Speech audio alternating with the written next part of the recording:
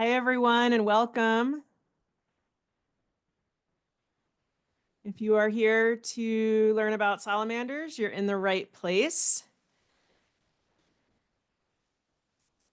We are still have a few minutes before we will get started, but by way of welcome and getting to know you all a bit, we'd love for you to put in the chat where you're zooming in from, and if you care to share a sign of spring that you've noticed recently, we'd love to hear that too. So I will start.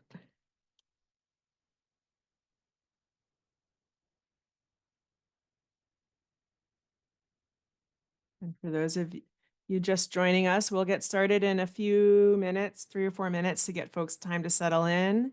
And we'd love to hear where you're zooming in from and what kind of spring signs you have seen.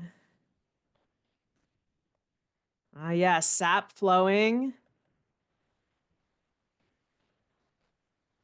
Mud, lots of mud, that is for sure. We are in mud season. Birds, red-winged blackbirds, turkey vultures, bluebirds singing, awesome. Snowdrops, oh, in Ohio. Wow, welcome from all the way from Ohio. That's exciting.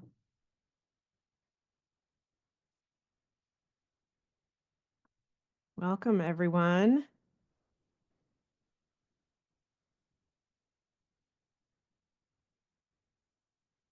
If you're coming here for Salamander Brigades, you're in the right spot. We're just waiting for folks to join us and get settled in, and sharing some signs of spring in the chat, as well as where folks are coming from. Good New Hampshire representation this time. So far, I've only seen one other state, which is Ohio. Oh, New Jersey. Awesome. Welcome. And Connecticut. Here we go. Multi-states coming in.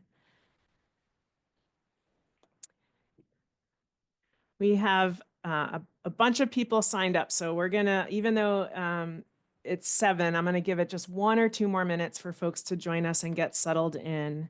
And then we'll do some introductions and get started. There is lots to talk about and share tonight. So welcome one and all. Maine, all right. I think we've now got maybe 6 states. That's fantastic.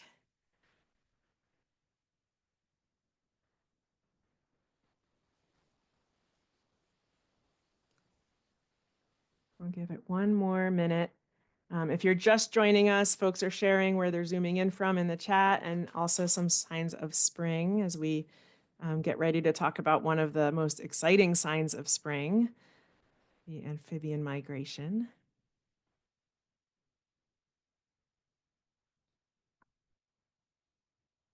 We'll give it just 1 more minute. I think a lot of folks are also planning to watch the recording, so we'll just give it 1 more minute for people to sign in and settle in.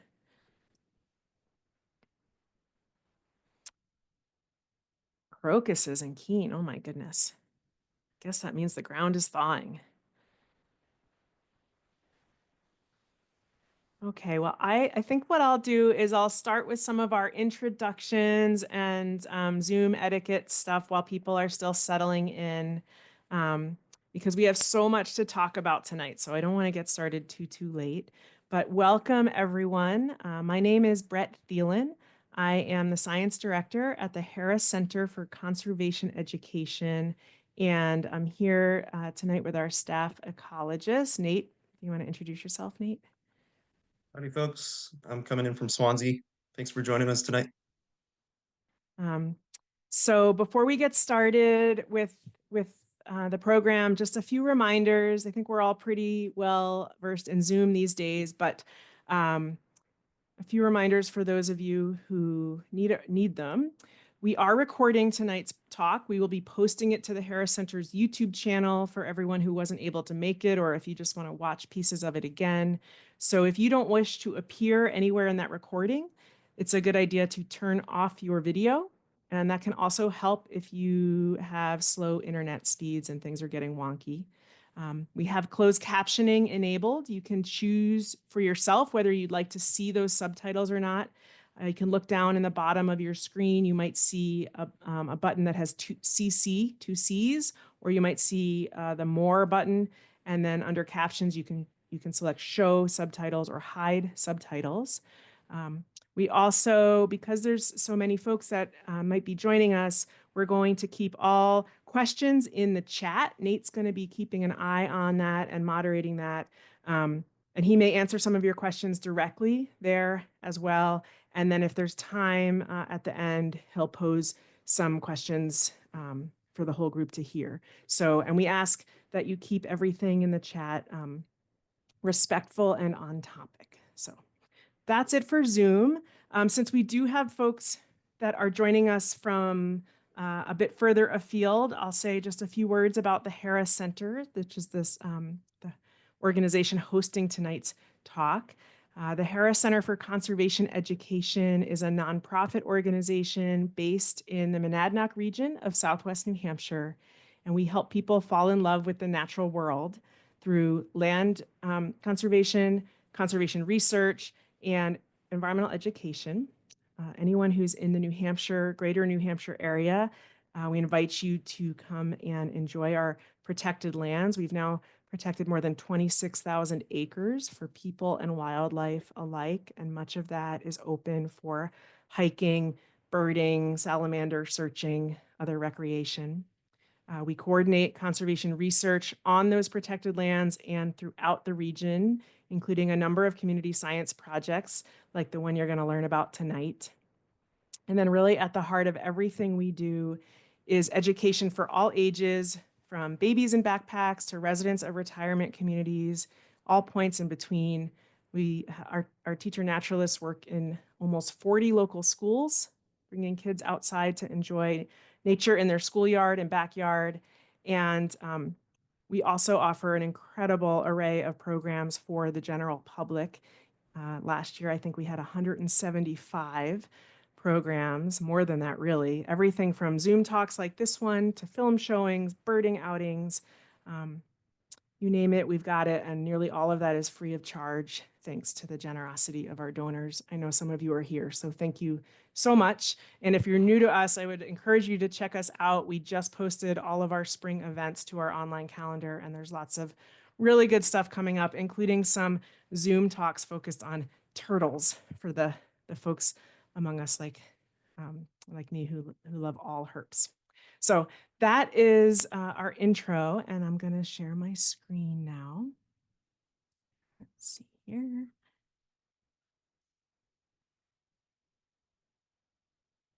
Okay, Nate, does it all look good? Are you seeing everything as it should? Yes. Well, So wonderful. far, so good. Okay, so we're all here tonight. Now's the main event to learn about the Salamander Crossing Brigades. And even if you never come out with the brigades, I would encourage you to just think of tonight as an invitation to one of the most magical parts of the natural year. It's a truly incredible phenomenon, and this is your invitation to learn about it and hopefully to get out and experience it for yourself. So an outline of what we'll cover tonight. We will start with talking about the spring amphibian migration, what it is, when it happens. We will go into some species identification, the species that you are likely to see out and about on migration nights and how to tell one from the other. We'll spend a little bit of time talking about why amphibians matter. Then the meat of how our crossing brigade program works. Tips for finding new crossings. This might be particularly useful for those of you who do not live in the Monadnock region and are wanting to bring this to your neck of the woods. Briefly talk about a special project to document the spot patterns of individual spotted salamanders, and then some of the conservation successes that have resulted from this program. So we will start with a myth that environmental educators love to tell. And that myth goes something like this. After a long, snowy, um, cold winter, the snow melts, the earth thaws, and one day it begins to rain. And that rain continues on into the night. And on that one big night, all of the spotted salamanders and all of the spring peepers and all of the wood frogs clamber up from the underground burrows where they have spent the winter, and they migrate across the landscape on that one big night to vernal pools to breed. We call this myth Big Night, and the magic behind the myth is real. It is true that on rainy spring nights, there are thousands and thousands of salamanders and frogs um, migrating across the land. The reason I call it a myth is because I have never seen it happen on just one night. And so I often get emails from people who are really concerned that they've missed it. Have I missed the big night?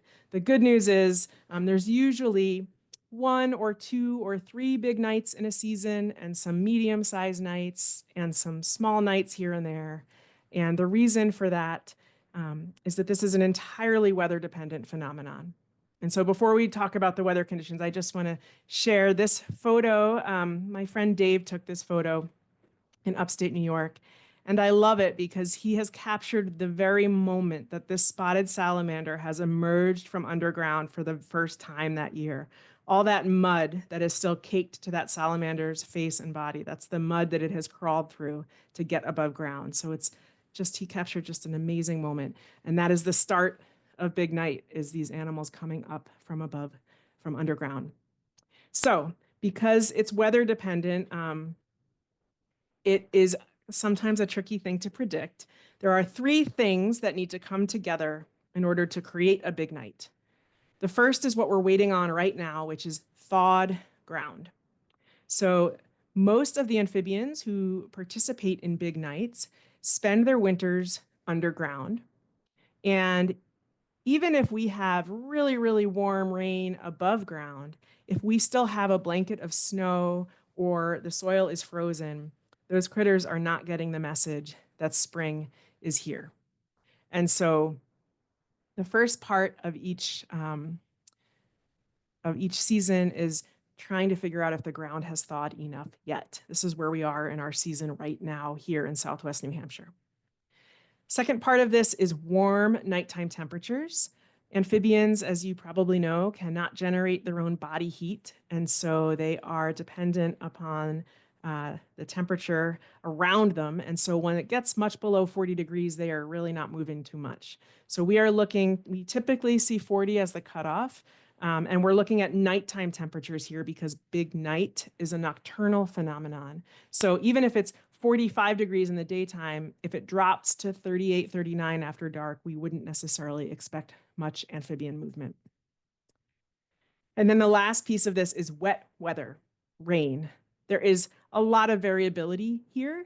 A classic big night is 45 degrees with steady rain and no snow on the ground. But all three of these things have a lot of variability to them. And so if we had a really long, dry spell with warm temperatures, some wood frogs might make their move on a night when it was simply foggy or misty. Or we have seen nights where it rained during the daytime and the ground was still wet after dark. And so there was a little bit of an amphibian migration for the first few hours just until that ground dried up. Or same thing with temperature. You might have some movement early in the night, and then once it starts to get into the 30s, everything slows down. So there's a lot of variability here, but what we're ideally looking for is a rainy night with temperatures in the 40s. And this, in our neck of the woods here in Southwest New Hampshire, can occur anytime from early March into early May. And even within our own region, there's a great variability here because some of these conditions are very dependent on things like elevation. So we typically have migrations earlier in Keene, which is a low elevation river valley, versus towns like Nelson or Hancock or Peterborough that are a little bit colder and have a little bit more snow. Those of you who are zooming in from south of here, Connecticut, Massachusetts, Migrations there can start as early as February, and those of you in the North Country, you might not see a migration before April. April is typically our prime time. So, in addition to the question I get asked the most every year, and I've already been asked it a number of times this year, is when will the salamanders migrate? And I truly wish that I could give you a date to put on the calendar so that none of us would miss it, but it's not that easy. The next question is, why are they crossing roads? What is this all about? And so this is, Big Night is a breeding migration. These animals are moving from the woods where they spend most of their lives and where they've spent the winter into vernal pools and other wetlands where they court and lay eggs. And then they have to migrate back to the woods again. And so in places on our landscape where there are woods on one side of the road and wetlands or vernal pools on the other, they simply have to cross that road to get where they're going. And so that's what they're doing there. So now we're going to take you on a little tour of the amphibians that you might see if you come out on a big night. And we're going to start with the ones that are most common in early spring. And we're going to start with our poster child here, the spotted salamander. This is the one everyone's hoping to see. There will be quizzes later, so pay attention. But we also do have amphibian ID sheets downloadable on the Harris Center website, so you don't have to take careful notes unless you want to. We'll have resources for you after this. But spotted salamanders are pretty distinctive. It's hard to mistake them for anything else. They're large salamanders, 6 to 8 inches long, about as thick around as your thumb, and they have bright yellow polka dots. They also have very charming smiles. And even though they can live more than 20 years, many people have never seen them because they spend 95% of their lives underground, really only coming above ground on these few big nights a year to migrate to vernal pools to lay their eggs. So the big nights are one of your best chances for seeing a spotted salamander. The second most common, or one of the most common amphibians on big nights, is this one here. This is our wood frog. These are brown or tan or sometimes orange in color. They're no bigger than the palm of my hand, typically. And the really distinctive identifying feature for wood frogs is the dark mask behind each eye. They have that even when they're young. And so if you find a brownish frog, look behind the eye, and if you see a dark mask, you've got a wood frog. Once they get to their vernal pools, the males make a pretty distinctive sound, which I'll play for you.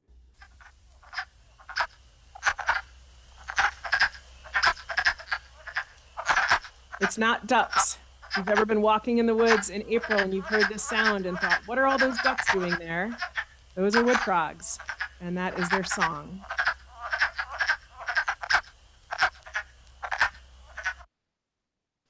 So wood frogs have a superpower, which is that they survive winter by freezing solid. Their hearts stop beating, their lungs stop breathing, their blood stops flowing through their bodies, and they produce a natural antifreeze to protect their organs and their cells, and they wait in a state of suspended animation. And so for them, they can overwinter just 3 or 4 inches below the surface of the forest floor. This plays into our big nights because that means that the ground only has to thaw 3 or 4 inches for them to get the message that spring is here and to start to thaw out. Spotted salamanders, on the other hand, cannot survive freezing, and so they must overwinter much deeper. And therefore, on our earliest spring migration nights, sometimes it's just wood frogs and spring peepers, and the spotted salamanders come along later once it's a bit warmer. Here is our third of the big 3 that you are most likely to see on migration nights.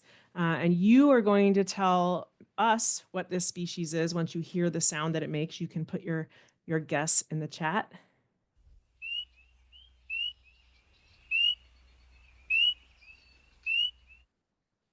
Yes, spring peepers. The sound, the really quintessential sound of spring. Peepers are quite incredible because they are, Let's, they're a very small frog that makes a very big sound. So the body mass to sound volume ratio is off the charts for these guys. They've been recorded at decibels on par with a jackhammer or a loud concert at close range. And as any of you who have enjoyed their choruses know, they peep a lot, particularly when it's warm. At 60 degrees, a single peeper can make more than 13,000 peeps in a night, if you can believe it. So the way that you can tell you've found a peeper is the first clue is their size. They're very small. Adult peepers are about the size of the tip of your thumb.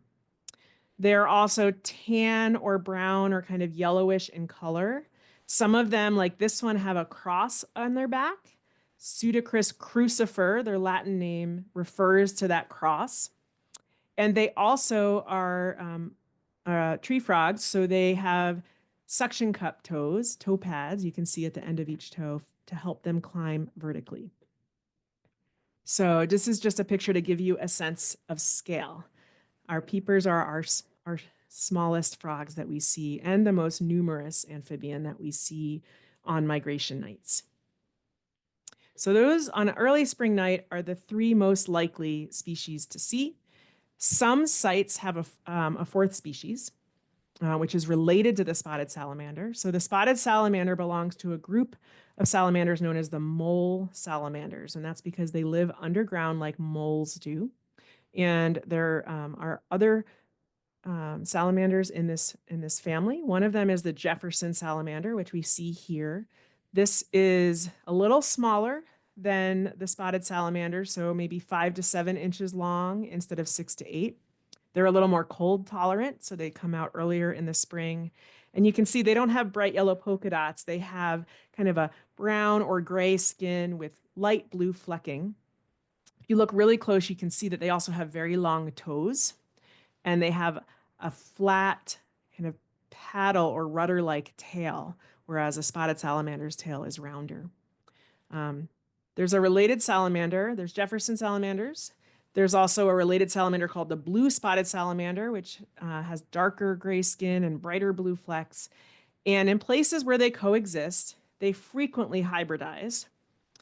And you cannot always tell from looking. In fact, you can never tell from looking whether you've got a true Jefferson, a true blue spotted, or a hybrid. So our assumption here in Southwest New Hampshire is that we are looking at hybrids. You have to do genetic testing to know for sure. There are really complicated genetic relationships among these species. And in fact, there's and there's a lot of research that has gone on into that. They're really challenging the notion of what it means to be a species.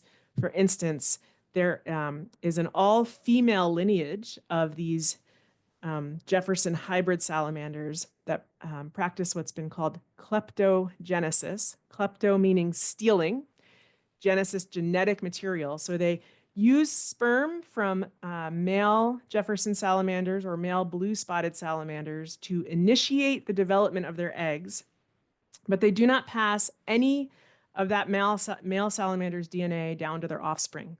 They're basically using that sperm in order to clone themselves. And even wilder than that, research has shown that these all-female lineages seem to have better ability to regenerate. So they can regenerate lost limbs 50% faster than other true Jefferson salamanders or true blue spotted salamanders. So they're full of mysteries. They are a species of greatest conservation need in New Hampshire and several neighboring states. And they're really, while wood frogs and spring peepers and even to an extent spotted salamanders can be a little bit flexible in terms of where they breed, Jefferson salamanders really need vernal pools. And so they're more limited. We here in our region, we have them at Jordan Road in Keene and a handful of other sites, but not a ton. So if you do see them at your site, take a picture. It's really special. So as spring wears on and warms up, we start to have all kinds of other amphibians out and about on rainy nights. Some of them are engaging in a breeding migration to a breeding wetland. Others are simply out and about, foraging, dispersing, enjoying the rain. So here's a few more salamanders you might see as temperatures get warmer. We'll start on the top left there with the salamander that I think most people are familiar with. Whenever I tell people I work with salamanders, this is the very first one that comes to mind for most people. Um, Little bright orange salamanders that you've probably seen on a rainy day in the woods. The reason that we're all so familiar with them is that they are one of the only salamanders in New Hampshire that is active above ground. Many of our other salamanders live below ground or under logs or in streams. And they also are diurnal or day active like we are. Most of the other salamanders are nocturnal or underground. And so this is the salamander we have most, who lives most like us and who we've got most opportunity to see. This is our red eft, bright orange. They range in size from very, very tiny to big ones might be the size of your pinky finger. They have red spots running down their backs. And that is actually the juvenile or kind of teenage phase of the eastern newt, which is the very same species as the salamander to the right there. They have really amazing life cycle where they start off in the water as larvae. They transition to red Fs, where they roam widely through the woods for 2, 3, 4, up to 7 years. At that time, they're bright orange, they have thick skin. And then they undergo another transformation. Their skin changes color to olive green or yellowish. It thins so much that they can start to breathe a bit through their skin in addition to using their lungs. Their tail changes shape to become more of a rudder, and they become an aquatic species that instead of living in the woods, lives in beaver wetlands, lakes, ponds. These are the small olive-colored salamanders that you mostly see swimming around in lakes, ponds, other wetlands, and they can live another 10 years in their adult form. So they're really complicated. We almost never see adult newts on migration nights because they're aquatic, so they're not coming onto roads too much. And red Fs, we see some, not a lot, because they're primarily active in the daytime and we are out there at night. But in the edges of the day is when we're most likely to see red Fs. And sadly, also when we first arrive at a road crossing site, we might see roadkill Fs from earlier in the day if it was raining earlier. So we might see some red Fs. We won't see their adult counterparts. The next one, down bottom left here, is another small salamander. This is again a salamander that's basically the size of your pinky or smaller and narrower. They are most easily recognized by that rust red stripe running down their back, which gives them the name the red-backed salamander. These are our most common salamander. They live in your woodpile and under logs in the woods. If you go out and turn over 5 logs in the woods, there's a pretty good chance that 2 or 3 of them will have red-backed salamanders underneath them. And although they don't, they actually lay eggs under those logs, so they don't have a breeding migration in the same way that spotted salamanders do. They do come out and about sometimes on these rainy nights. They have, as you can see, very small legs. And so when they move a lot more like snakes than like salamanders. It can be really hard to pick up. So for them, my trick for picking up redback salamanders is to use a piece of paper to slide underneath them to help move them off the road. So to the right, we're moving on to, we have 2 more salamander species that are not common on big nights, but certain sites have them in pretty good numbers. So this first one, the bottom right, is the 4-toed salamander. This is, again, a little bigger than pinky size. They're named because they have 4 toes on each of their rear feet. Most other salamanders have 5 toes on each of their rear feet.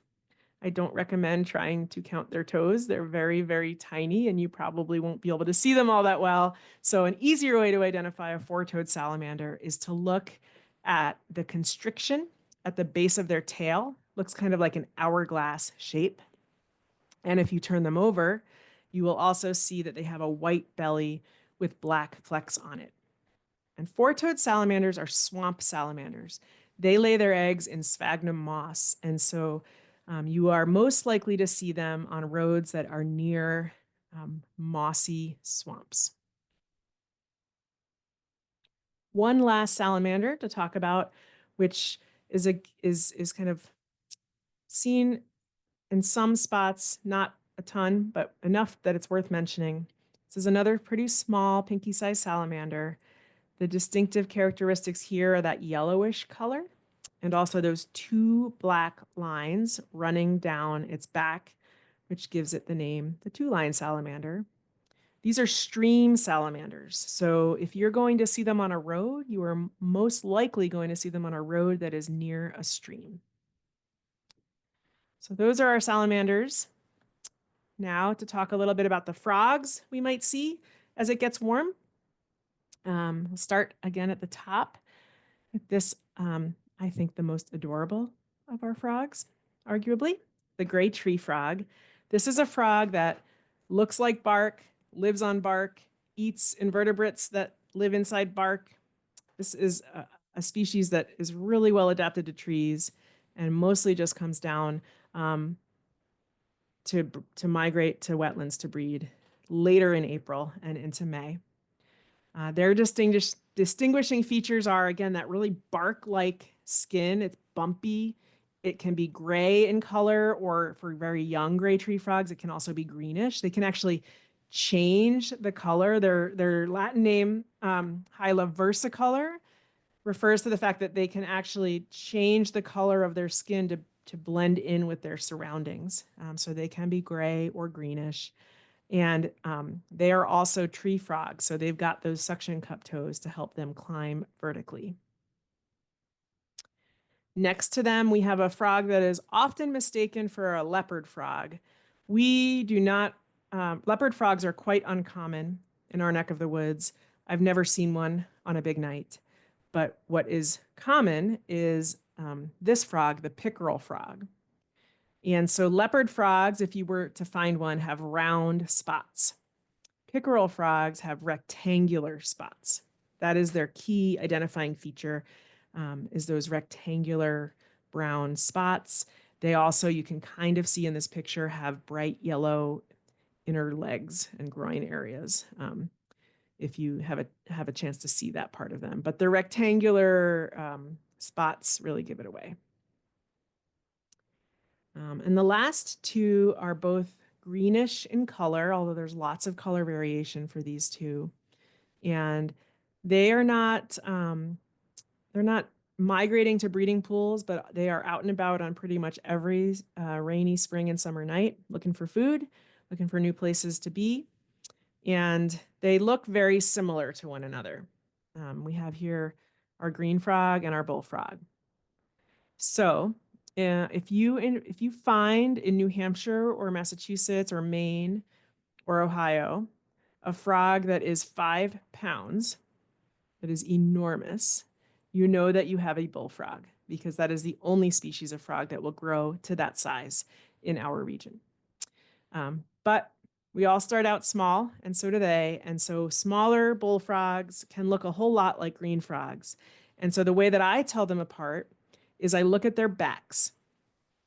So green frogs have two ridges running down their backs, dorsolateral ridges. They're parallel ridges. Bullfrogs do not have those. I've heard some people that like to differentiate these two species by the size of their eardrums or the color of the green on their upper lips. I find that the backs are the way to go here. So if you see a green colored frog, you're not sure what it is, look for the presence or absence of ridges on its back. And if you're still not sure and you want to send us a picture, make sure that the picture includes their back so we can tell. One last frog, which is really a class all its own. This is, I'm sure, a species that's familiar to anybody who has a garden. These are our American toads. They are stout, they are warty, they are grumpy looking all the time, which I find quite endearing. They can range in color from brown to orange. But it's hard to mistake. And there are other toad species in some of the states where people are zooming in from tonight. In our region in New Hampshire, we really just have American toads. So if you find a stout, warty, grumpy fellow like this, it is an American toad. So just a few ways to tell species that might be commonly confused for one another. Here we have two species who both have very bumpy skin. And so you might at first glance confuse them for one another. What to look for here are a few things. Skin color. Gray tree frogs have gray or green skin, whereas toads are more brown or orange. Also, their posture. So gray tree frogs are used to making themselves invisible against bark by making themselves very flat. So they tend to stay low and flatten themselves out on the ground, whereas toads defend themselves and try to intimidate you by making themselves very big and will kind of have that really stand upright posture when they detect a threat. And then, of course, their toes are different too because they live different lifestyles. So a gray tree frog has those suction cup toes for climbing trees, and a toad has pointy toes for walking and hopping on the ground. So those are the three things to look for these two. You might also confuse both of these species, the peeper and the gray tree frog, that both have those suction cup toes. How can you tell one from the other? Gray tree frogs can get quite a bit bigger than peepers, but really what you can look for here is the skin texture and color. So gray tree frogs, again, are gray or green and have very bumpy skin. Peepers are tan or brown and have very smooth skin. And the last comparison here is our wood frog and our spring peeper, our two most common frogs on big nights. Wood frogs, again, get quite a bit bigger than peepers, but sometimes we find really small wood frogs. And even the really small wood frogs have that telltale dark mask behind each eye. So that's one thing to look for. And you can also, again, look at their toes. Are they the toes of a walker, hopper, or the toes of a climber of trees? So peepers have suction cup toes and wood frogs have pointed toes. So last, I will just say, after all of that, what if you find something and you still don't know what the heck it is? What can you do? This is a picture from our Forest Lake Road crossing site in Winchester, New Hampshire, from a lot of years ago now, but it's a really odd looking salamander. So if you are out on a crossing night at one of our well-established sites, you might have a lead volunteer. We call them site coordinators. I'll talk more about them in a bit.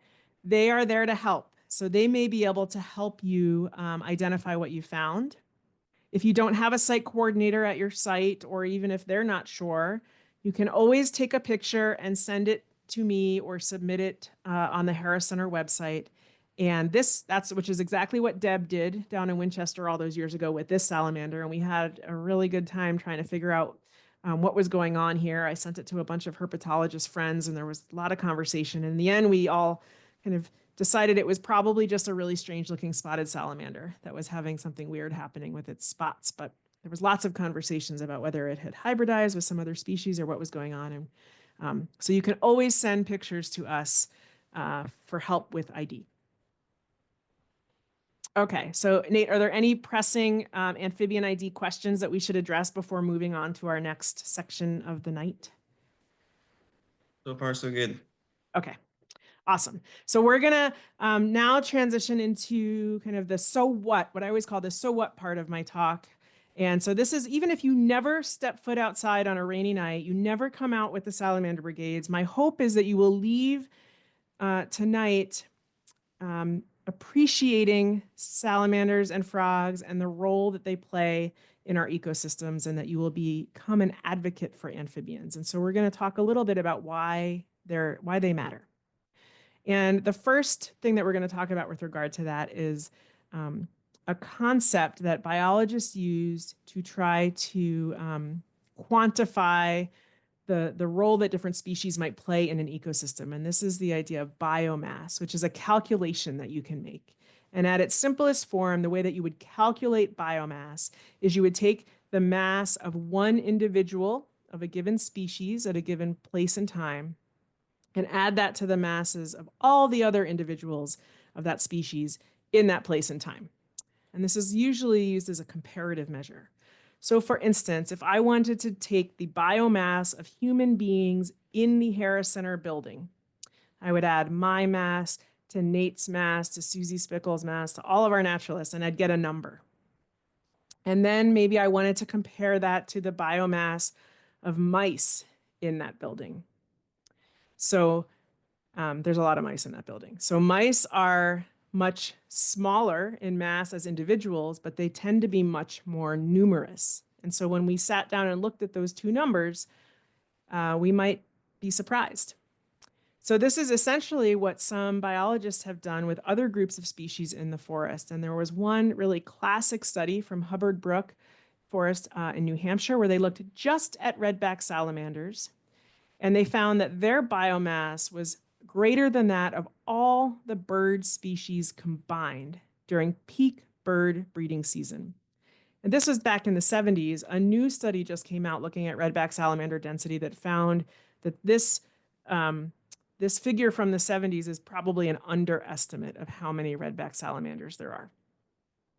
So what does that mean? It means that there is a ton of energy moving through our forests and wetlands in the bodies of amphibians. And one of the ways that that plays out most prominently is in the food web. So they are incredibly important prey for herons and owls and turtles and snakes and foxes and coyotes and turkeys and you name it. So if you look at a vernal pool where wood frogs are breeding, I'm going to start quizzing you all, but this one was a giveaway, so I'm not going to quiz you on this one. But you can see that even though this is a tiny, tiny frog sitting on someone's finger, it is still a wood frog with a dark mask behind its eye. So one study found that only 1 in 1,000 wood frog eggs survives to adulthood. The rest are food. They're in the food web at all stages, as eggs, as young, as adults. They're also really important predators. So not only are they eaten, but they eat huge amounts of invertebrates. So one study found that a toad can eat 3 times its body weight in insects each day during the growing season, up to 10,000 invertebrates a year. So think about what that means for pest control and nutrient flow through our forests. There have also been some studies that have looked at the role of salamanders in carbon sequestration. After this particular study came out, the New York Times called salamanders the climate change heroes of the forest. And the idea here is that woodland salamanders often eat a group of invertebrates collectively known as shredders. These are the critters who shred up fallen leaf litter to eat it. And if you have a lot of shredders, the leaf litter gets shredded up, and every time it does, a little bit of the carbon from that leaf gets released into the atmosphere. If you don't have a lot of shredders, those leaves become buried by other leaves, and that carbon is slowly absorbed into the soil instead of being released into the atmosphere. And so the more salamanders you have, the fewer shredders you have, which means more carbon is going into the soil instead of being released into the atmosphere. And there's folks who've done this experimentally and quantified it. They have exact numbers for how much carbon they're helping sequester. And of course, amphibians are also important because they are really important indicators of overall ecosystem health. They have porous skin. They're very sensitive to disease. They're sensitive to habitat change. They're sensitive to toxins in the environment. And they're in trouble. This is from a global amphibian assessment that was done in 2023. They found that 41% of the world's amphibian species are threatened with extinction. When you break that down, it's 60% of all salamander species, 39% of frogs and toads. This map is quite stunning if you look at it. The colors represent the number of threatened species in those places. And so there are places in South America and Asia that have 50 or 60 threatened species, 3 or 4 times more threatened species than we have for all amphibian species here in the Northeast.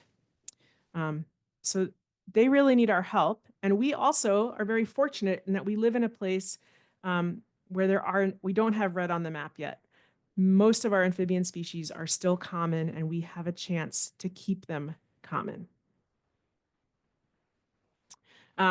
So the Salamander Brigade program is really looking at one particular threat, which is the threat of roadkill. And so if I ask you, feel free to put this in the chat, when I say the word roadkill, what species come to mind? Does anyone have any to share? Squirrels, I'm seeing, yeah. Maybe deer, yeah, raccoons, so possums. So what do these have in common? These are large-bodied animals that tend to be hit one at a time and whose bodies stay on the road for a while, so we notice them. Amphibians, by comparison, are small, they're soft-bodied, and they're hit when they're out on migration nights. They're not just one or two on the road. There are dozens or hundreds or thousands on the road. And so on those nights, it does not take a lot of cars to do a lot of damage. But this is a phenomenon that, because they're small and soft-bodied, by morning they tend to be kind of crushed beyond recognition or frequently scavenged by crows or owls or ravens or foxes. So it's a phenomenon that, unless you're out there on those nights, it might be invisible to you. But it's something that's being studied, and more we're recognizing that roadkill is a really grave conservation concern, particularly for amphibians. The study that really opened my eyes to this was a study from Canada, where they looked at a 2-mile stretch of road over the course of 4 seasons, and they documented 30,000 dead amphibians just on that stretch of road. Studies in New York and Vermont have found more than 50% mortality of salamanders that were attempting to cross paved rural roads. So 1 out of every 2 makes it across. And a study in the Berkshires found that they could lose their local spotted salamander populations in as few as 25 years just due to roadkill, without considering any of the other threats that they face. And another study came out that said reptiles and amphibians comprise 95% of all vertebrate roadkill. So we see the deer, we see the squirrels, but the real impact is happening to reptiles and amphibians. Frogs, salamanders, turtles, snakes. Not all roads are created equal. So for this sake, roadkill hotspots, places where this is concentrated, are unsurprisingly roads near wetlands, roads near water. These animals need water, and so when their habitat, their aquatic habitat, is adjacent to a road, that's when they run into problems. Traffic volume also matters. So traffic volume for a rural road, approximately 450 vehicles a day. At half that, you can get 30% mortality. So there's really kind of a sweet spot, not in a good way here, where a really rarely traveled dirt road that just has a few houses on it probably doesn't have enough traffic to be of concern. And really big, fast roads, highways, probably lost their amphibian populations years ago.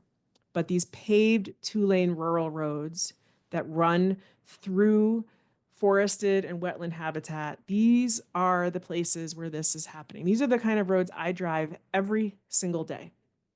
And these are the roads that pose the greatest threat. So that's the sad part of the night. This is, now we're going to move to the more hopeful part, which is that this is a problem that has solutions. So the best solution for this problem is tunnels with fencing or curbing to guide animals into the tunnels so that they can pass under the road without needing to cross over the road. And those tunnels are permanent structures that are available to them all year long. So not just for the big adult migration into and out of wetlands, but also for the young of the year who might be leaving in the late summer or fall. They might be available for the smaller nights when crossing brigade volunteers aren't out there. They're available all the time. This is a picture from a really wonderful project in Moncton, Vermont. A tunnel project that they first built these tunnels in 2016 and did some tweaking a couple of years later. At this site, before the tunnels, they were documenting 50% mortality, and this is with people helping salamanders across. They put in 2 tunnels, and that very first season, in just the span of 2 months, they documented more than 2,200 amphibians using those tunnels. This is a picture that is doesn't look like much, but is very exciting to me because this is a trail cam photo from one of those tunnels. That it's the very first spotted salamander that they documented crossing through the tunnels after they were built. And those tunnels have dropped road mortality at that site by 93%. They work. They are also, unfortunately, very expensive. This project costs more than $300,000. And so they're not appropriate for every site or possible for every site. Another solution is temporary road closures. We call them big night detours, where you, on the nights that you anticipate the highest numbers of amphibians on the road, you close those roads to traffic. This is imperfect because it requires a person to predict the migration accurately, which even for someone who's really knows their stuff can be hard to do because of the changing weather forecasts. And it also doesn't cover the more dispersed migrations that happen later in the season or young of the year at the end of the at the end of the summer. But they definitely make a difference. They do help, and there are communities doing this. This is a picture from East Brunswick, New Jersey. So shout out to at least one Jersey person I know is here tonight. There's a group doing this in Philadelphia. There are roads that are being closed in Massachusetts. This is a much lower cost solution and is a really good option for many communities. And I'll talk about this later, but we're doing this right here in Keene, New Hampshire, which is really exciting. But most sites do not have road closures or tunnels. And even for the sites that are going in that direction, you still need to collect information before you can take these steps, because it might not make sense to close a road that has 10 frogs crossing it on a given night. But if that number changes to 1,000 frogs and maybe there's some rare species, that's different. And so before we can do road closures, before we can plan tunnels, we need to be going out there and collecting information on where these migrations are taking place. And the reality is that the vast majority of crossing sites at this point don't have closures or tunnels. And so those salamanders need our help. And so this is where we're going to get into talking about the Salamander Crossing Brigades project and how it works. All right. So is there any pressing questions, Nate, that we should address about road mortality or such before we move on to our Salamander Brigades? There was one question by Thomas that I answered a little bit that might be good to broadcast to the whole group. He asked, are lakes or ponds targets for breeding places or only shallow vernal pools? That is a really great question, and I'm glad that he asked it. And the answer is, in my experience, any road near water will have frogs on it in the spring and summer if it's raining. In terms of breeding, most breeding takes place in shallow wetlands, not necessarily always vernal pools, but most lakes and ponds have a shallow spot, a shallow wetland area where toads and gray tree frogs and other species might be breeding. So those are where the highest concentrations are, but any road near water is likely to have frogs and maybe salamanders on the road on warm, rainy nights. Okay, so the goals of our Salamander Crossing Brigade program. We have 3 goals. The first is direct conservation of these animals, reducing roadkill associated with the spring amphibian migration. The second is to collect data that can be used to inform land conservation projects, to protect amphibian habitat, as well as road improvements for wildlife, things like those road closures or tunnels that we've talked about. And the third is to increase public awareness and appreciation for amphibians and support for amphibian conservation. This is an incredibly, for people who go out for the first time and see their first spotted salamander, it can be a really powerful and moving experience. Not only to see an animal that's been in your backyard this whole time that you maybe have never seen before, and for it to be such a beautiful animal, but also to be interacting with that animal in a helping way. Every day we hear stories about how humans are making life hard for wildlife and are harming wildlife or doing things that make it difficult for them to survive.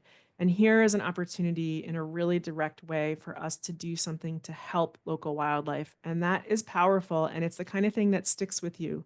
Even if you only went out one night and decided it wasn't for you, but you remember. And so maybe then the next time it's raining in the spring, you choose not to drive, which is a really great way to help amphibians, just not driving on rainy nights. Or maybe you take that with you as you start to think about land conservation in your community. So my hope is that even if you don't become a Salamander Brigade volunteer, that you become an advocate for amphibian conservation as a result of this project. And every single person who goes out there, I think, carries that in their heart in some way. So that's one of our goals too. So what do the Salamander Crossing Brigades do? How does this whole thing work? So this is divided really into two time periods. There's before the big nights, and then there's on the big nights.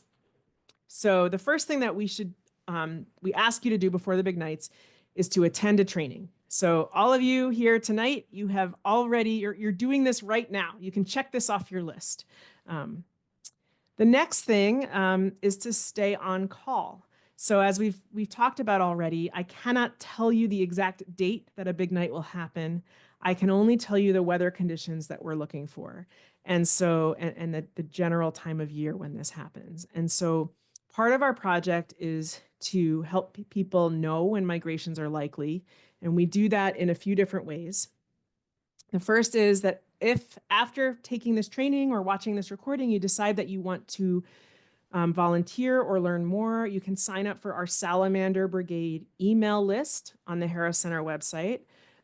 This is a list we use to let folks know when we think a migration is likely. We also share field reports after the migration nights.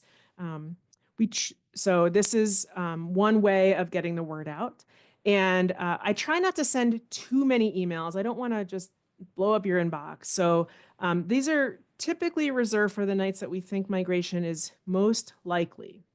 But there's a lot of nights where we're maybe so, maybe not, we're not really sure. And so rather than sending emails for all of those, we also keep a 5-day salamander forecast on the Harris Center website, color coded, red, yellow, green. I will let you in on a little secret that I will never turn the color green until the day of potential migration, because the weather changes so dramatically from one day to another that you can't trust the forecast that far out. So yellow could turn into a green, or it might stay yellow if it's a 40% chance of rain and we don't really know until we get there. But we update this daily during salamander season. So, and it got going this week. So if you haven't heard from me, if my email maybe landed in your spam box or you didn't sign up for the emails and you're wondering, you can always check the salamander forecast. We've got the color coding, and then we also have a narrative underneath it that talks about some of the nuances, because this is such, it's weather dependent and weather so variable from site to site. Some of it is simply encouraging you to look around your own community and see what is it like where I am. And again, watching the weather. We're all doing this. You don't need to read the salamander forecast to keep an eye on whether the ground has thawed and whether it's going to rain that night. So that's what we're doing, and encourage you to do that too, especially those of you who are on this Zoom who are from further afield. This salamander forecast that we keep is really geared towards the Monadnock region of Southwest New Hampshire. It's just too tough to predict across a wider range because weather is so variable and things like snowpack are so variable. Even within our region, in towns that are 20 minutes from one another, we often have nights where there might be a migration in Keene, but not in Peterborough, or vice versa. So getting to know your own local conditions is really important. But we also encourage you to check the salamander forecast if you're not sure. So that's before, oh, and the next part is getting ready. So I have during salamander season, Nate and I both have kind of our kits, our gear ready to go for when migration nights come. And here's what you want to include in that kit. Oh, but before I do this, here is a pop quiz. What species is this? You can put it in the chat. So the key here is, yeah, you guys are getting it. Wood frog. So yeah, that dark mask behind the eye. Very nicely done. Okay. So when you go out, here's what you need to have in your salamander, your big night bag. The first and most important thing is a reflective vest. This is so important that if you don't have one or can't find your reflective vest, you should stay home that night. These are absolutely essential for cars seeing you. The most worrisome part of this project and challenging part of this project, and truly one of the biggest reasons we hold these trainings, is the safety piece. It will be dark, it will be raining, it might be foggy. And drivers, some of our sites have salamander crossing signs. Most places that you will be will not have that. And drivers might not expect to see you on the road. You need to be as visible as possible, and reflective vests are essential for that. If you live in the Monadnock region, at sites where we have site coordinators, they will have extra vests on hand to loan. We may also be able to loan one to you for the season if you're local, if cost is a barrier for you. But you can find them for $5 or $10 online at sporting goods stores. They are essential gear for being out on roads at night. Also essential is a bright light or lights and fresh batteries for them. So headlamps are really great for looking at data forms, for being more visible to cars. But really, when it comes to looking for amphibians on the road, nothing beats a flashlight or a spotlight with a concentrated beam that you can direct. Most headlamps have a diffuse beam, so it's harder to use those to look for small critters underfoot. Remember, peepers are the size of the tip of your thumb. Under no circumstance should you only go out with a cell phone flashlight.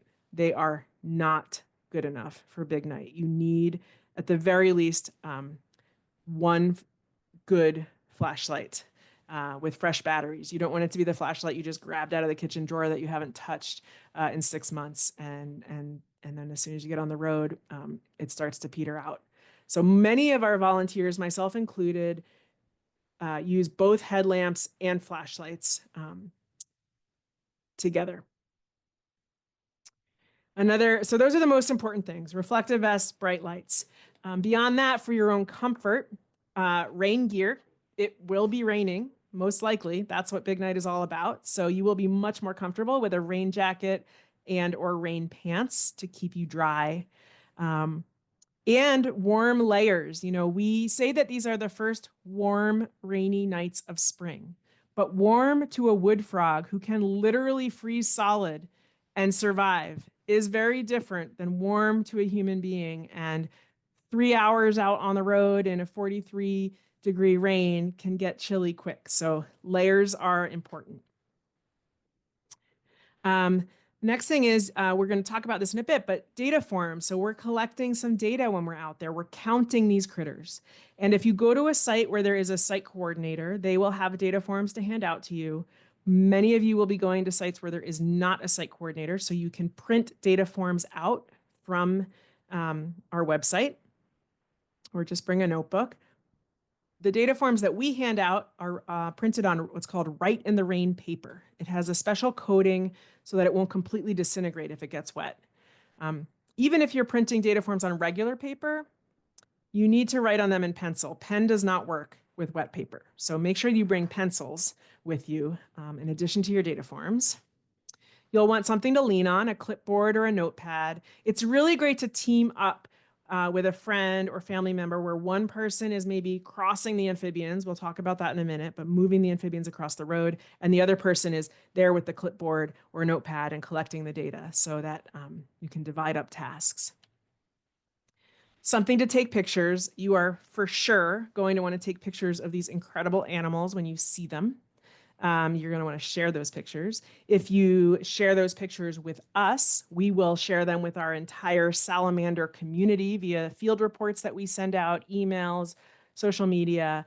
We have a spot on our website specifically for submitting photos, and we assume that unless you tell us otherwise, that if you share those photos with us, that it's okay for us to share them with everyone else with photo credit to you. But even if you don't want to share them with us, you're totally going to want to share pictures with everyone you know and show them how amazing that spotted salamander was. So don't forget a camera or phone. You might want to keep that in a Ziploc bag or a waterproof pocket because it gets wet out there.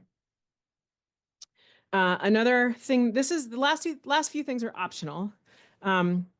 We for the we'll talk about handling amphibians in a minute. Most of us are at this point handling amphibians with clean, wet hands.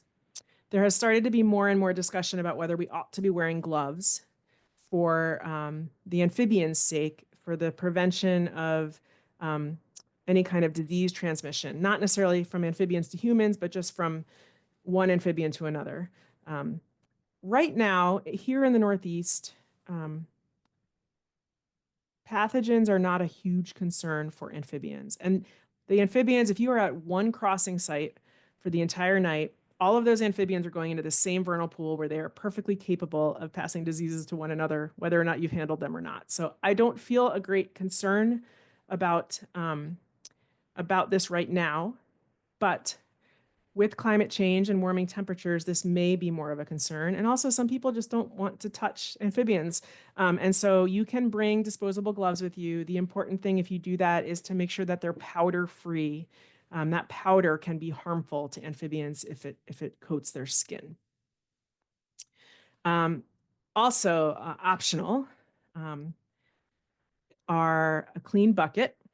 This is for some of our sites. Some of our sites on some nights, there are so many amphibians on the road that it is more efficient to collect 6 or 12 in a bucket, move them all across the road together in that bucket, and gently release them on the other side than to shuttle them across one at a time.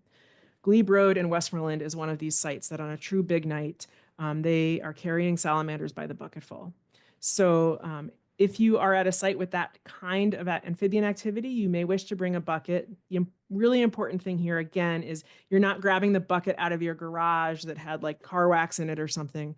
These are animals have very sensitive skin and are very sensitive to toxins. So you want to make sure that that bucket is clean. You might want to wash it out with dish soap or even with a bleach solution and air dry it, and then have that be your dedicated amphibian bucket for the season so you don't accidentally put a bunch of household cleansers in it or something. So that's one thing. The next is a sadder accessory. So if you go out here, if you go out on these nights long enough, eventually you will find some road-killed amphibians. We count those too. It helps us understand the impacts that roads are having. So when you see a road-killed amphibian, you have a choice. You can choose not to count it. You can choose to ignore it. You can choose to look the other way and focus only on the living. That is totally okay. If you count that amphibian on your data form, we have a separate column for dead amphibians. We ask you to remove it from the road. And that is because if you don't, 5 people could walk by the same dead wood frog. Everybody could write it on their data form, and then we could think we had 5 dead wood frogs when we really only had 1. So I typically just remove them from the road with my hands, pick them up by a leg. It can't hurt them anymore. So, but I understand that not everybody wants to do that. And so some folks will bring a spatula or a little children's shovel for removing dead from the road. This is, again, of course, up to you. And you can also, but if you can choose not to touch them or not to deal with them at all. But if you do count them, please take them off the road. They will certainly make a lovely meal for someone later that night. For a barred owl, for a crow, for a raven, for a fox, for a raccoon. They will not go to waste.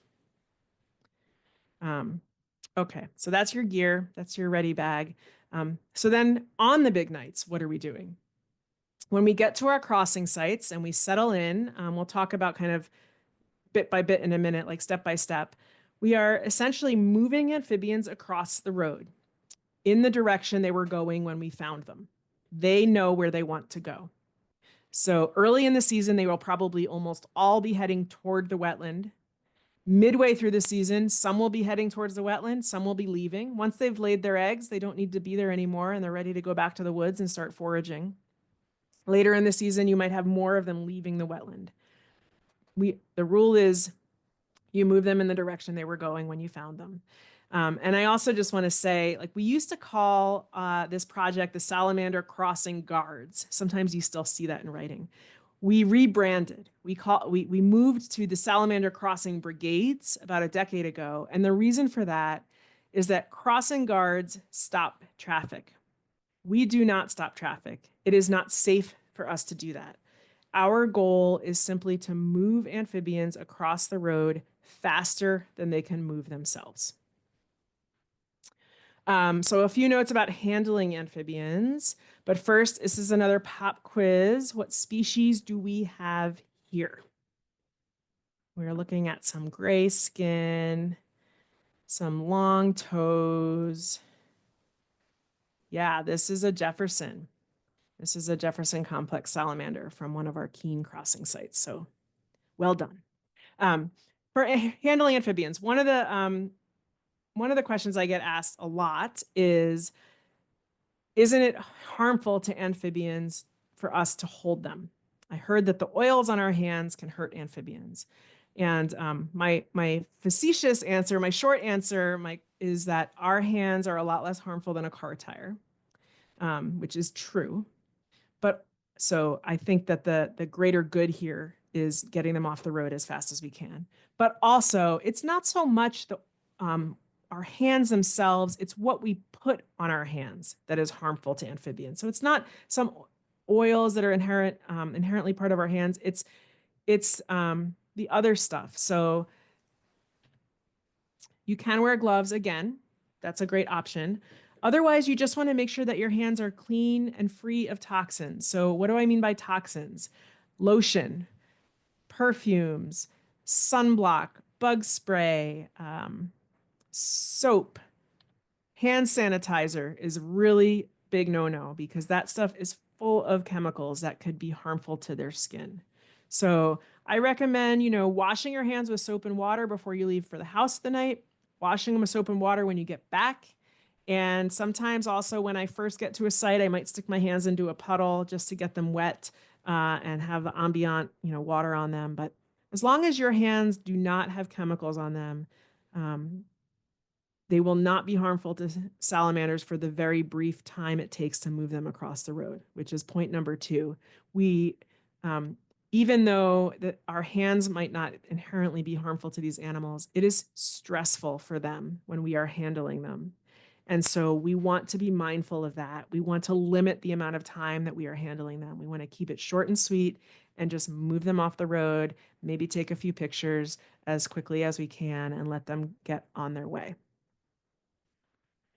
Also, we want to be mindful that we're holding them firmly, but not squeezing too tight, and that we're holding them in a way where they're not going to squirm out of our hands from waist height and fall to the ground. So this, you want to hold them either, I often will hold frogs cupped in my hands so that they can't, or kind of, we call it the claw, where we're kind of gripping around them so they can't jump out, or salamanders around the center of their bodies, but not necessarily at waist height, especially if you're still practicing.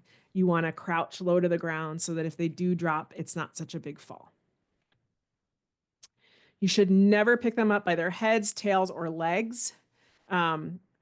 Particularly their tails. Certain salamanders can, as a means of escaping from predators, can detach their own tails, leave them wriggling there to distract the predator, and then escape. It doesn't kill them. They can regrow those tails, but it takes a lot of energy to regrow a tail. And so we would like them to not perceive us as predators. So we don't want to grab them by their tails. Also don't want to pick them up just by a leg. That can hurt them. And then lastly, when we release them on the side of the road, we want to be very gentle about it. I didn't used to include this point, but I had someone who thought he might be able to discourage them from coming to the road by rough handling them a little bit, tossing them a bit, making their experience not so fun, thinking that it might deter them in the future from coming to this dangerous place. But the reality is that they need to cross that road to get where they're going. And so we need to be gentle with them while they do it. Okay. Any big questions, Nate, before I keep going about handling amphibians or? There were lots of questions in the chat, but Okay. all of them were answered. If anybody has any additional questions or things you feel like I didn't answer sufficiently, feel free to pop them back in there at the end of the talk and we can go over it again. Great. Okay. So we're moving amphibians across the road.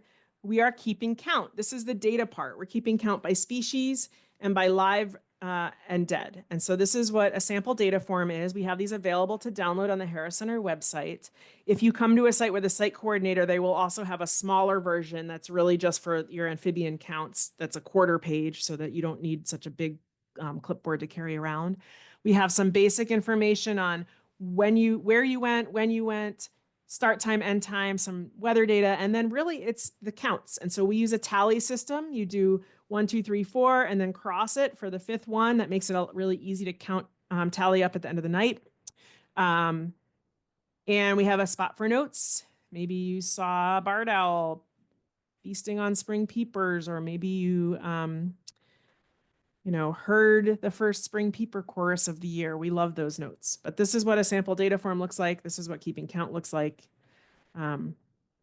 And then you need to report that data. So if you keep those tallies and then you never share them, then we cannot use them for conservation.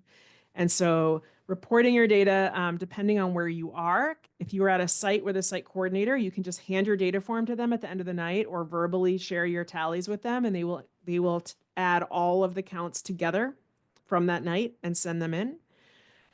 Or if you don't have a site coordinator, we have really simple forms at harriscenter.org for submitting counts and another form for submitting photos. I encourage you to do this as soon as possible after you get home or the very next day. I know from experience that the longer you wait, the less likely you are to actually share your data with us. And also, we try to get field reports back out that kind of says what happened on that big night at all the different sites so that we can all share that together, kind of build a sense of community, even though we're in a bunch of different places. And so the sooner you get your data into us, the sooner we can turn it into a report to share out with the group. I will say for those of you who are further afield, you're welcome to submit your data to us. We won't summarize data from beyond Southwest New Hampshire. We just don't have the capacity to do that. With the exception of crossing locations, which we do have a map for the entire state of locations that have been reported to us. But anyway, submit your data. It's if you just leave it on that data form in your kitchen or in your car, it can't be used to protect amphibians. If you share it with us and we add it to everyone else's data, it has a life beyond that night. And then the most important thing that everybody does when they're out there is keep themselves safe. So we're going to talk a little bit about what that looks like next. So staying safe on big nights. Remember, your safety is the most important thing, and it is also up to you. So first and foremost, as I have said before, and I will say again, wear a reflective vest. Don't go out without one. Everyone in your group needs one. Here is some evidence of the importance of these vests. This is a group of 4 interns many years ago. Could you see them without those vests on that dark, foggy night? No, you could not see them. Cars need to see you, so you need to wear a vest. Okay. Beyond that, again, you need a bright light. Cell phone flashlights are not good enough. You need at least one other source of light, a headlamp, a flashlight, both.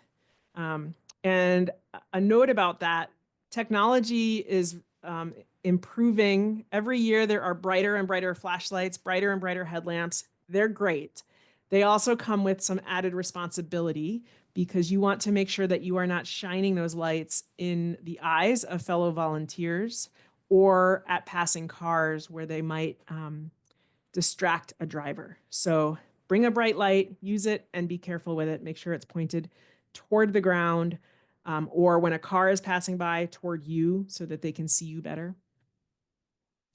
When you're out there, it is everybody's job to stay alert and to help everyone else stay alert.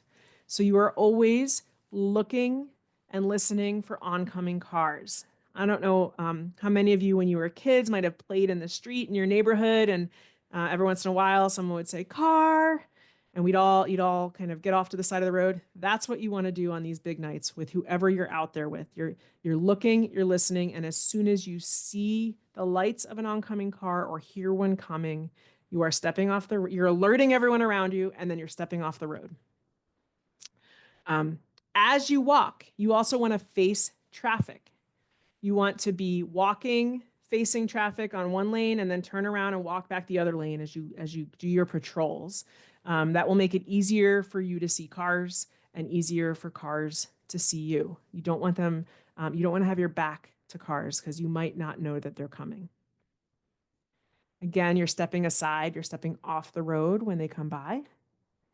We've already talked about this, but you are not trying to stop traffic. You're not waving at cars who are driving too fast. You're not slowing them down. You're just letting them go. And the last point sounds obvious, but I'm gonna share a scenario that will likely happen if you come out and do this enough. So if you choose to volunteer with the Salamander Brigades, you will eventually meet a spotted salamander and you will fall in love with that salamander. You will be amazed by it. You will just, be mesmerized and be so excited to know that they're in your world. And eventually, if you're out enough, you will see one of those salamanders illuminated by the headlights of an oncoming car. And your first thought will probably be, oh, I can just run out there really quick and get it before the car comes. I have that thought all the time. The next voice that I would like you to hear in your head is my voice saying, don't do that. Don't do it. On no circumstances do we want to be running on these roads at night. They are wet. They are slick. It is easy to slip and fall. It is easy for a salamander to squiggle out of your hand when you are rushing. It is just not safe. You have to just let that car go by, hope for the best, and then tend to that salamander after the vehicle has passed.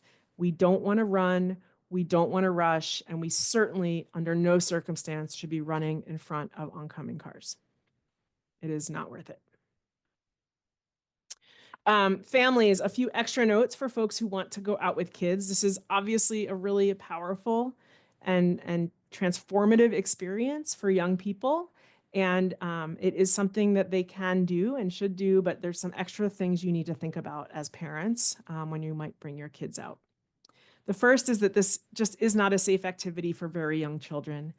We recommend waiting until they're kind of middle or upper elementary school aged before they come out, and that they know how to be safe around traffic. They can follow instructions about that.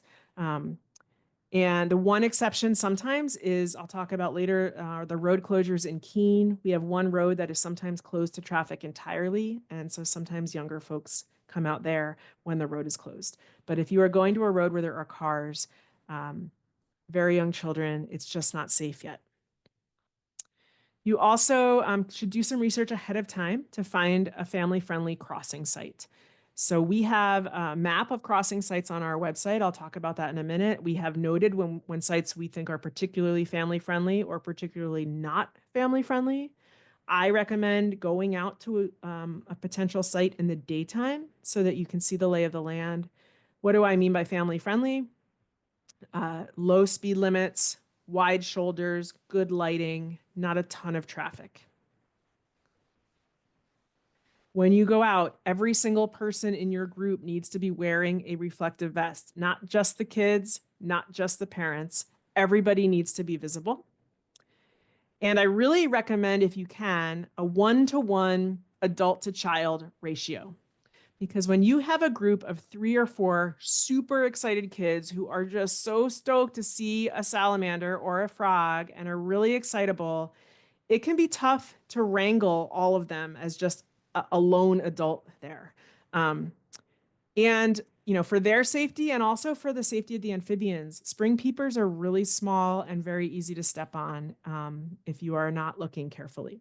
So we recommend one adult for each child, and that adult's primary responsibility is the well-being of the child in their care that night.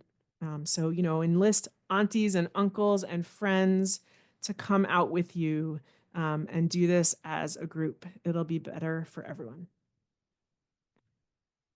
Okay.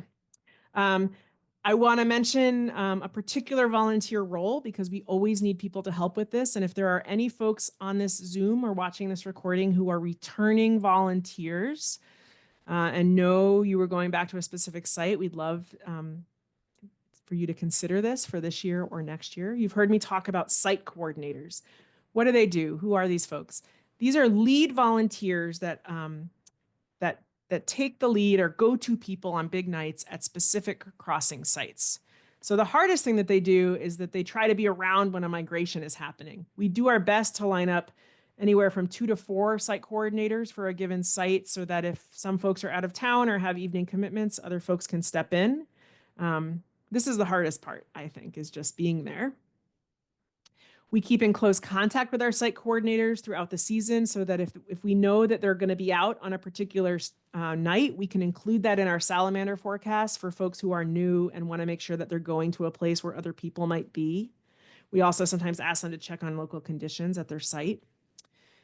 We ask them to familiarize themselves with their crossing site, best places to park, places you shouldn't park, where if you've been there for a year or two, where the concentrations of amphibians are so that you can answer questions and guide people. We have a set of field equipment that they keep with them for the season and put up on these nights. Salamander crossing signs, traffic cones, data forms, extra reflective vests alone. Anybody who's new to that site, they greet you, orient you. We ask our regular volunteers, our non-site coordinators, that if you are at a site with a site coordinator, and you'll know it because there'll be a salamander crossing sign and maybe a traffic cone, and eventually you'll see a person with a reflective vest that says Harris Center on the back. Those are the site coordinators. Check in with them when you arrive, ask them if there's anything you need to know, if you need a data form, and then let them know when you're leaving too, so that they know that you're safe and that you've left on purpose. And they can help you identify amphibian species if you're unsure. And then at the end of the night, they collect all the counts from that site for that night, and they submit their data to us very quickly so that we can start to summarize and get our field reports out. So this is not a good role for a new volunteer, but if you're a returning volunteer and there's a site that you live near, we are always looking for site coordinators. We have several sites this year that don't have any site coordinators at all, and a few that only have one. So we're always looking for folks to step into this role once you've got a season or two under your belt. So the crossing sites that I've mentioned, we've got a map, an interactive map on our website. Maybe Nate can put the link in the chat. I'll also send it out to you all in an email. These are all the sites that we know of in New Hampshire, not specifically. You can zoom out on this map when you look at it on our website. And they're kind of 2 different categories. The yellow salamander sites are the well-established crossing sites. We've been monitoring them year after year. You are most likely to find amphibians here, and you are most likely to find other volunteers here. And we have detailed downloadable fact sheets for each one of those sites that include things like parking and directions and what kinds of species you might see there. There's about 12 of those. Those are what we consider our established sites, the sites where we try to find site coordinators. But as this project has grown over the years, when this project first started to kind of get some legs under it, I started to hear from more and more people from further and further away. And they were saying things like, I really want to do this. I live 3 hours from here, from Keene, but I'll drive to Keene. I just really want to see this and be part of it. And the more I thought about that, the more I thought, like, this is not what we want to be doing, right? Like, we don't want to be driving, how many amphibians might we accidentally hit on our way to help other amphibians, for one? We all want to be driving as little as possible on these nights. For another, it might be raining and the conditions might be perfect when they start off. And by the time they drive 3 hours and get here, it might have gotten too cold or the rain might have stopped. The weather changes quite a bit on these nights. And so the best thing is to stay close to home when you're doing this. And so what we started to do is, even though we have our well-established sites, we also have all those green frogs on the map are other sites that people have reported to us. They are, we have varying levels of information about them. Some of them we have very detailed data on where to park and what to expect and what kind of species are there. And others, it might literally have been something saying, hey, Brett, I saw a salamander on that road once. And so we're trying, our goal here is to kind of play matchmaker where you can find sites that are closest to you, even if they're sites that need more investigation, where we don't have a lot of information. But the less we drive, the better. And so all of those green frogs are sites that are either staffed by one family or group of friends, or sites that somebody reported to us once or twice, but we don't have a lot of information for. And that map, we include crossing sites from all throughout New Hampshire, even though our other data collection efforts are limited to the southwest part of the state, because we want to help people find their way to crossing sites and to other people who want to do this. This is not an exhaustive list. It's not based on any kind of modeling.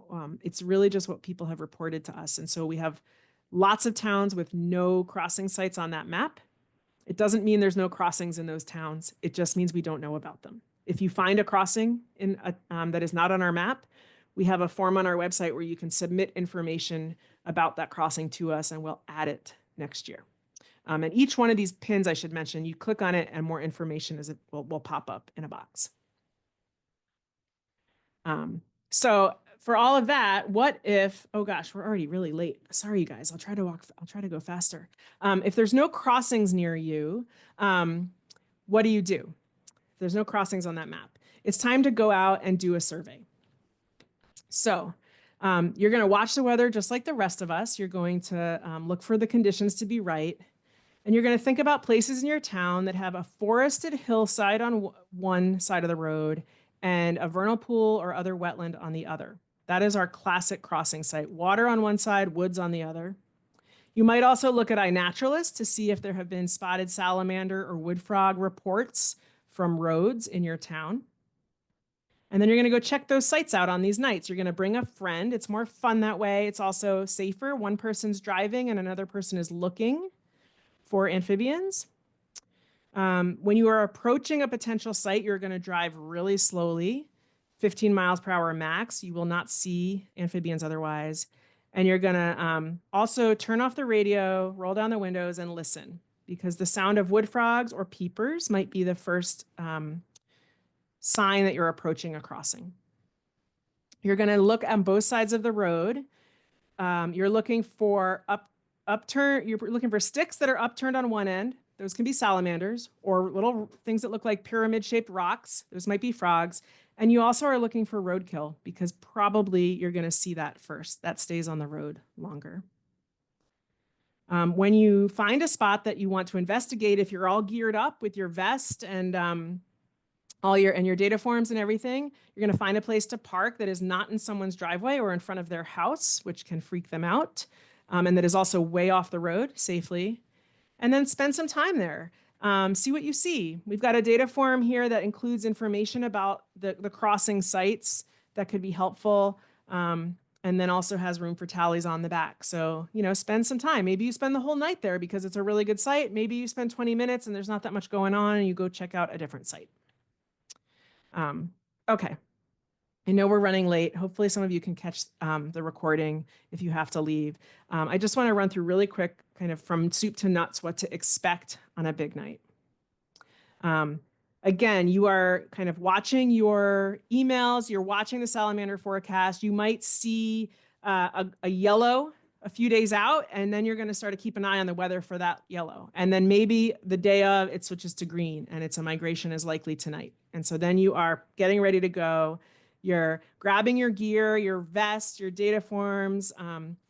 We start typically just after sunset. So the migration is at night. The salamanders and frogs will migrate all night long if conditions are right. We typically only stay till we say come if you can and stay as long as you like. So typically people stay till 10 or 11 or midnight or just for an hour or two.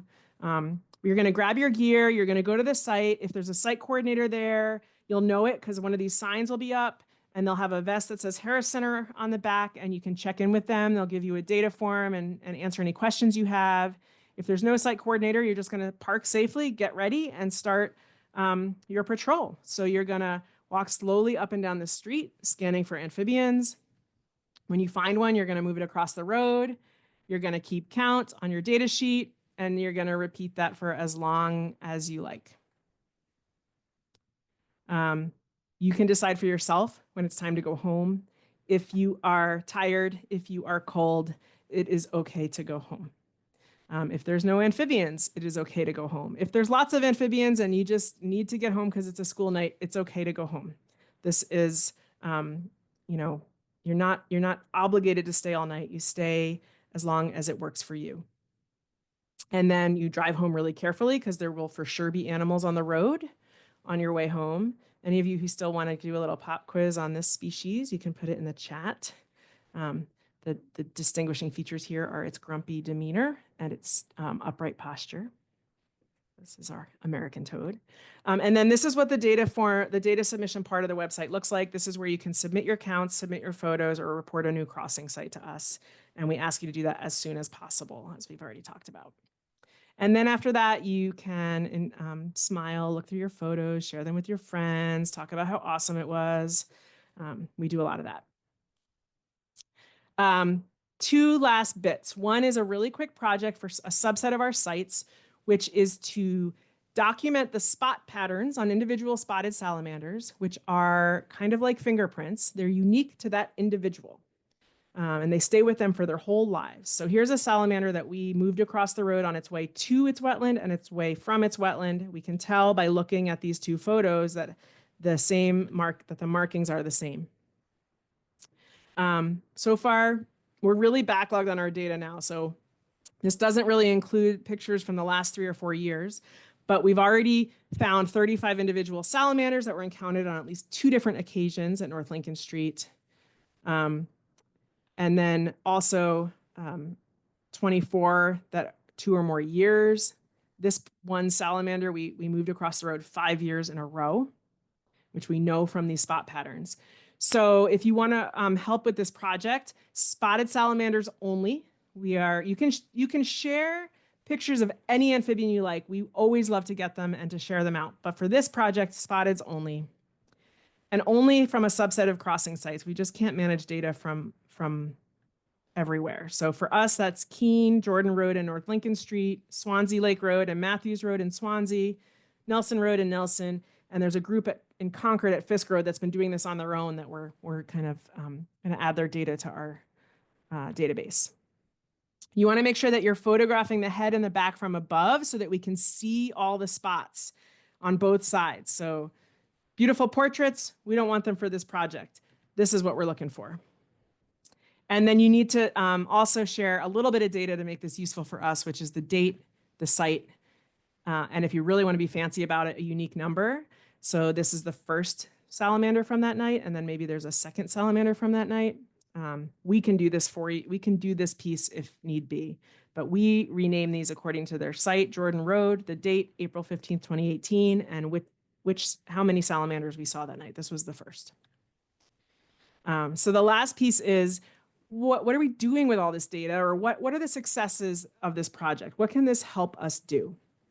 So first, we've moved more than 85,000 amphibians across roads in Southwest New Hampshire. This is 85,000 crossings. It might not be 85,000. It's definitely not 85,000 individuals because some of those salamanders we know have been moved across multiple times, but it's 85,000 chances to breed and ensure a next generation of frogs and salamanders. A word about the science piece. I always get asked, how are the salamanders doing? How does this site compare to another site? How does this year compare to another year? And I have to say that there are limitations to our data. The whole business of come if you can, stay as long as you like means that at some sites we might have 40 volunteers in a night, and at other sites we might have 2. And so even if we have the exact same number of salamanders, 40 volunteers are likely to encounter more of those salamanders than 2 volunteers. We also have nights when or years when most of the rain comes at 2 a.m.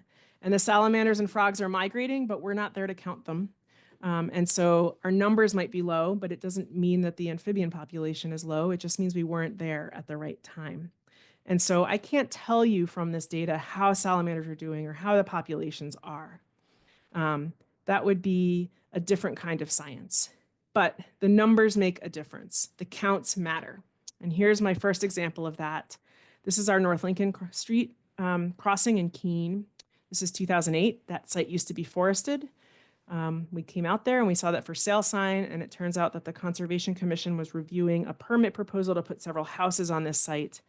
And they had heard about our project, and they called me and they said, what can you tell us about this site? How important is it for amphibians? How does it compare? And I said, I can't tell you that, but I can tell you that the other night, because this was in April, we had 25 volunteers. They moved 838 frogs across the road, and they were all going onto that property. If I had said there's a lot of frogs, what would that mean? Is it 10? Is it 100? Is it 1,000? But to be able to say 838 frogs in 4 hours, and by the way, 25 people who are willing to go out on a 45-degree rainy night to ensure the safety of those frogs, those numbers tell a story that words can't tell.